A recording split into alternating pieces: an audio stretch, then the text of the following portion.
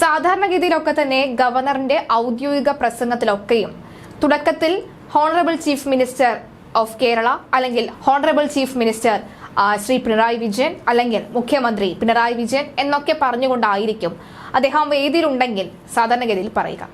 എന്നാൽ ഇക്കുറി അതുമുണ്ടായില്ല.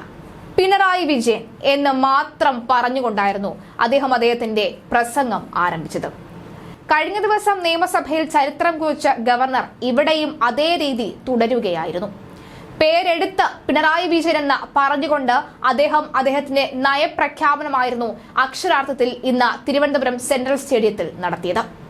മുഖ്യമന്ത്രിയും പരിവാരങ്ങളും എങ്ങനെയാണോ കേന്ദ്രത്തെ തകർക്കാൻ ഒരു ദിവസം ഇന്ന് തെരഞ്ഞെടുക്കുകയും ഇന്നത്തെ എല്ലാ വേദിയിലും എല്ലാ മന്ത്രിമാരും പ്രസംഗിക്കുമ്പോൾ എടുത്തു പറഞ്ഞത് കേന്ദ്രവുമായി ബന്ധപ്പെട്ടുള്ള അയോധ്യ വിഷയം മുൻനിർത്തി കേന്ദ്രത്തെ എങ്ങനെയൊക്കെ അവഹേളിക്കാമോ അങ്ങനെയൊക്കെയായിരുന്നു.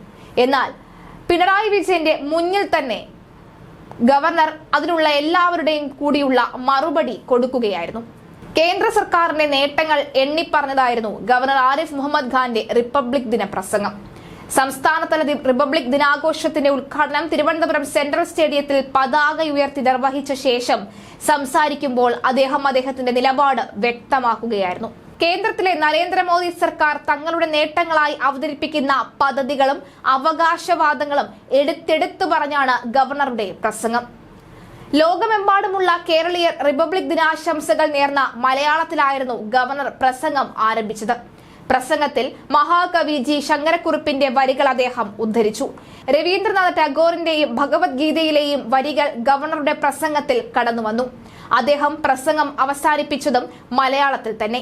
ഭരണഘടനയാണ് രാജ്യത്തിന്റെ പ്രധാന പ്രാണപ്രതിഷ്ഠ എന്നായിരുന്നു മന്ത്രി പി പ്രസാദ് കുത്തിപ്പറഞ്ഞത്. അതേ രീതിയിൽ തന്നെ ഈ ഭരണഘടന വധഭീഷണി നേരിടുന്നു എന്നായിരുന്നു മുഹമ്മദ് റിയാസ് പറഞ്ഞത്.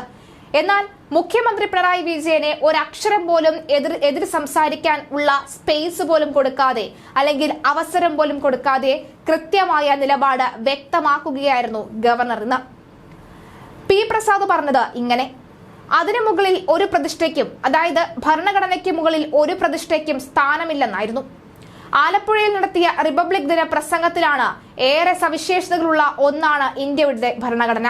ആ ഭരണഘടനയാണ് ഇന്ത്യയുടെ പ്രാണൻ. ആ പ്രാണനെയാണ് ഇന്ത്യ പ്രതിഷ്ഠിച്ചത്. അതിനേക്കാൾ ഒരു വലിയ പ്രതിഷ്ഠ ഇനി ഇന്ത്യയിൽ നടക്കാനില്ല.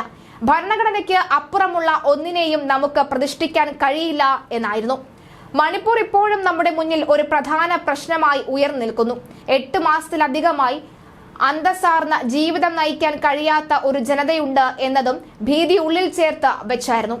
ജനവിഭാഗം ഇന്ത്യയുടെ പല ഭാഗങ്ങളിൽ ഉണ്ട് എന്നതും പൗരത്വം എന്നതുപോലെ അപകടകരമായ സ്ഥിതിവിശേഷത്തിലേക്ക് എത്തുമെന്ന ഭയാശങ്കകൾ ഉണ്ട് എന്നും ഒരിക്കലും ഒരു നാടിനെ സാഹോദര്യത്തിന്റെയും ഐക്യത്തിന്റെയും രംഗത്തേക്ക് എത്തിക്കുകയില്ല എന്നുമാണ് മന്ത്രി പറഞ്ഞു വെച്ചത്.